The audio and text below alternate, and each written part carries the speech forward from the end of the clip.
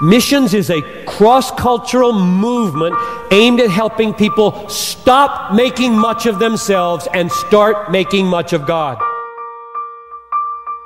Backgrounds and voices, but one heart. Accepting the charge to lead, to follow, to influence, to build community, because we want to do more than succeed.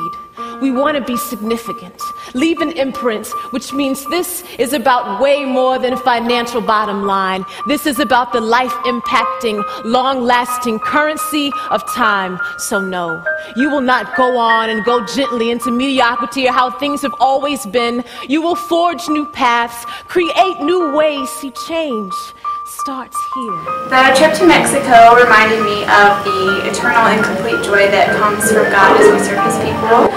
It was amazing to see God work through all of us as we built the Sunday school room, and I can't help but smile when I think about how God's going to use it to bless the community in the future. Starts small, wants to grow tall, but needs hands, needs feet, needs you, needs me, as we are all rushing to become something great, something bigger, something better. We want to be go-getters, but sometimes in this pursuit, we lose track of our goal. I really enjoyed that every day that we met up after the whole long days of work, we talk about what our Kairos moment was for that day, which basically is where did we see God move or just like show up in just in our daily interactions with people or just whatever we were doing throughout the day. It was just a really cool experience to see that, so yeah. Assuming that accolades and getting paid will make us whole, but things leave us empty. We are simply searching, except the more we're searching for is hard to grasp, intangible. Will the little we think we can do be substantial? This is about living out of the box. Mexico was really neat for me because it opened my eyes to see how blessed I really am. And it made me more committed to just work together as one. And it was neat to see God work through us as a team to accomplish one goal. Thinking past the cubicle, and there are only a few seconds left on the clock, and in between your palm, you hold the ball. You've got a clear shot. Except here, we're not talking courtside, rebound, layup, or three-point line. This is about where you can score. My favorite part of Mexico was probably on the final day. Me and Ezra and Max for a little bit were sifting dirt, and while we were sifting dirt, I had really been looking forward to interacting with the community, and up until this point I hadn't really gotten to interact with any of the community members.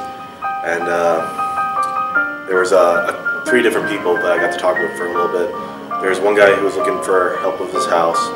There was a guy I got to share my water bottle with. He needed some water, and the final person was just a family that was coming by, and we offered them some water, and they had a little conversation. And I think that was my favorite part, was just being able to finally talk to the family and being able to be understood, even through our broken English and broken Spanish. Maybe your place is a boardroom, a home, a community, on assembly line, in the field, one client at a time, and you've got your team, each one playing their position. Except here, winning is not about the success of a system, not about points, prize, percentage, score, not about doing, but about being more. So my favorite part of the Mexico spring break trip was probably all of us working together as one. Every single day on the work site, we all had a job to do. We would all help each other out. We all stepped up to the plate. Every single person gave, everything that they could. And it was amazing to see us all kind of come together for one goal and one purpose. And then to be able to relax around the campfire afterwards and kind of laugh and cut up and be done after a long, hard day of work. It felt like a family. And the whole kind of goal and theme of the trip was to learn how to work together as a family and to learn how to fight with each other and to laugh with each other. And I think that I really learned that, and I gained a lot from that trip by doing that, and I really saw God move in our lives and in the people's lives in Mexico. So it's great. And number one never gets its just due. One seems lonely, so we try to make it two. But one snowflake can cause an avalanche, and a single seed can birth a tree. See, the phrase, change begins with me, it's more than a cliche.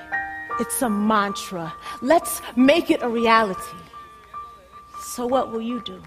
Who will you become? Imagine the change you could see in the world if only you would be the one.